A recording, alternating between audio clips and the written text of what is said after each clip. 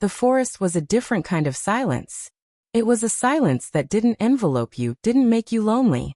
It made you feel a part of it. It beckoned you to become part of it.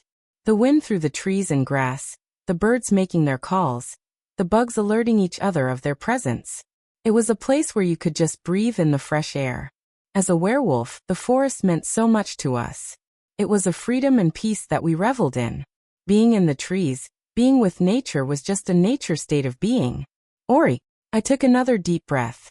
It was a safe place, a place where there wasn't anyone bothering you, where you could just be safe in it.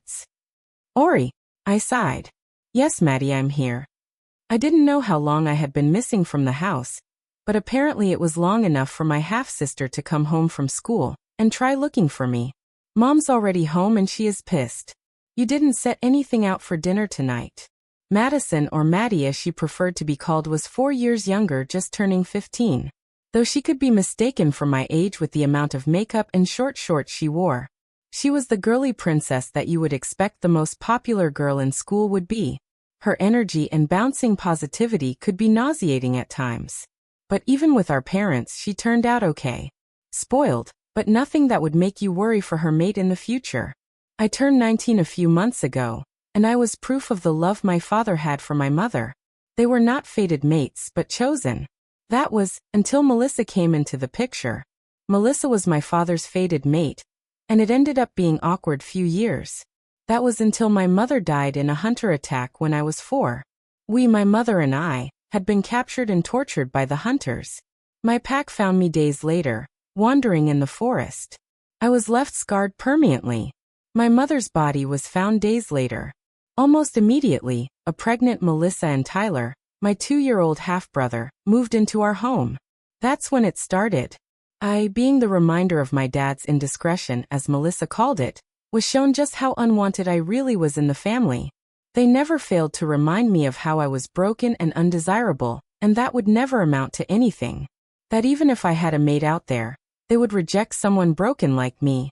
Whether that be a verbal reminder or physical reminder. I left the casserole in the oven to just be turned on, and the salad is in the fridge. There is also ice cream sandwiches in the freezer in case anyone wanted them. I kept my voice down not to let it carry too far into the forest. Oh, well, she's pissed. Might wanna explain before she tells Dad. I could hear the sad smile in her voice. I nodded and got up off the tree roots I had been sitting in between. Maddie's footsteps were hard against the ground, and I had her almost trip a couple times. One of the times I reached out to grab her. How do you do it? She huffed at me and I chuckled. One of the worst scars that I had been left with were my eyes. From the pack doctors, they said the hunters had injected a wolfsbane liquid or poison or something directly into my eyes. It had blinded me. Well, blinded my human side of me. My wolf, Kai, still had her vision, and we had become well versed in me using her eyes to see. But out in the forest, my forest, I didn't need sight to know where I was going. It's easy when you memorize every part forest. Yeah, right. One day, Ori. One day you are gonna have to spill all your secrets. Including that damn cake recipe. If I find my mate and go without that recipe, I will lose my mind. I laughed. You watch me every time I make it. You know all the ingredients. Yeah. But you never measure anything. And you just throw shit in when you like it. She laughed as well, opening the back door to the house. Our house was a modest 2-story house. As we were reminded of its modesty every time Melissa got a new pair of shoes or a new purse. It was too modest for her taste. My father worked at the Alpha's business as an accountant, but he didn't make enough to keep Melissa happy. He would say that we would move into a bigger and better house once he was promoted to lead accountant. But I liked our home. The kitchen still had enough space to work, and even had an island with a bar. It had 3 bedrooms, an office, a den and living room. Plenty of room for a family of 5, I thought. Walking in after Maddie, I heard Melissa stride up to me, and I knew what was coming. A slap reverberated outside as I hadn't even closed the door yet. It took me a second to collect my rattled brain when I realized she was talking to me. Bitch. Nothing but a useless layabout and you don't even do anything. Mommy. Ori made dinner. To her credit, Maddie would sometimes try to help. But she would never go or speak against them. Ty was a little more vocal, feeling that I was somehow his responsibility, but my father was the next beta to the current alpha. And Ty was in line to be the beta as well. So there was only so much he could do.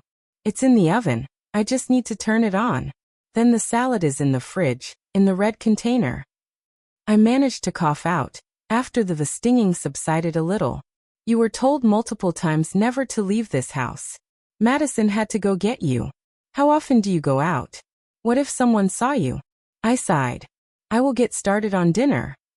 You better. Your father will hear about this. I walked into the kitchen and started to prep the salad, turning on the oven at the same time. Maddie was still trying to make a case for me, but Melissa was quick to shut her down.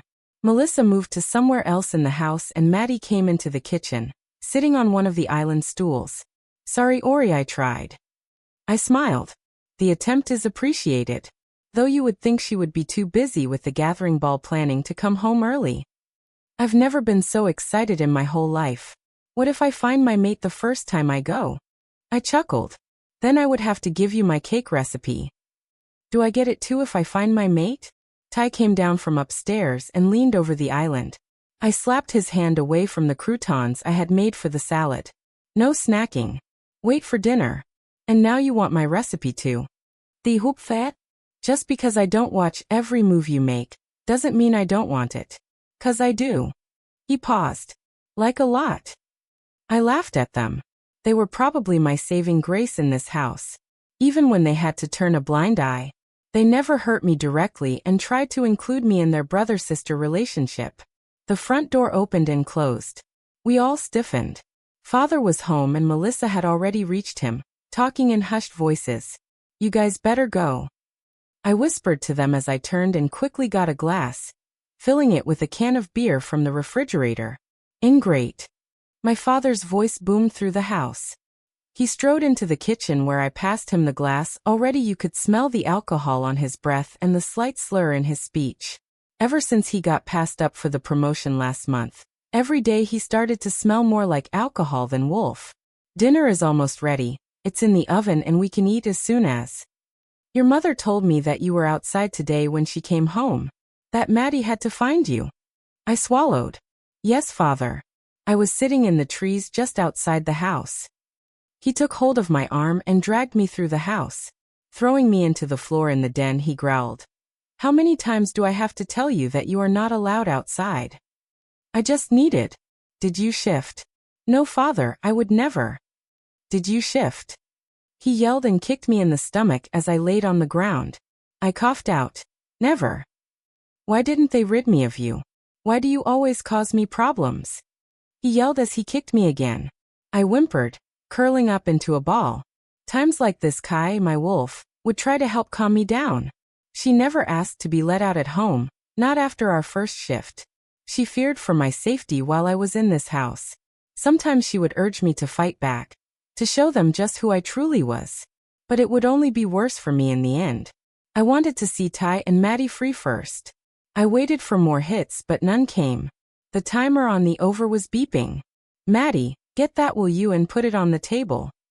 He picked me at my shirt, nearly choking and ripping it off me. You will go to your room. No food. No water. Nothing. And I'll see how long it will last this time. He basically threw me into my walk-in linen closet that was converted into my bedroom. I landed on my bed as my head hit the wall, and let out a small cry. My father shut the door and locked it. Clutching my head, I had gotten off easy this time. Probably because tomorrow was the ball, but I wasn't going to look a gift horse in the mouth. I just waited for the headache to end.